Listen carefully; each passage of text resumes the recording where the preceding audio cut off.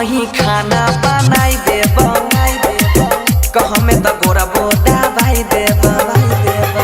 हम ही खाना बनाई देब कहमे त गोरा बोदा भाई देब हमरा गई गोरी दुल्हा बना गई दुल्हा बना हमरा गई गोरी दुल्हा बना गई दुल्हा बना हम ही खाना बनाई देब कहमे त गोरा बोदा भाई देब हम ही खाना बनाई देब कहमे त गोरा बोदा भाई देब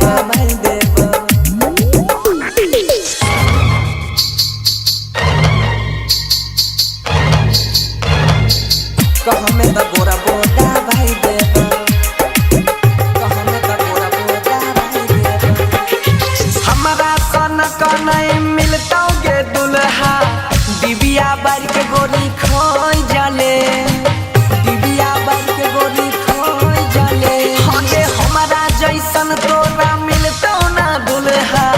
डिबिया बार के गोरी खोई जाले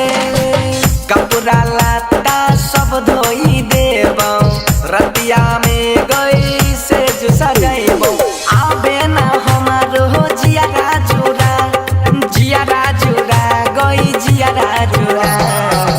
हम ही खाना बनाई देब कहमे त गोरा बोदा भाई देब रोज रोज खाना बनाई देब सुतला में गोरा बोदा भाई देब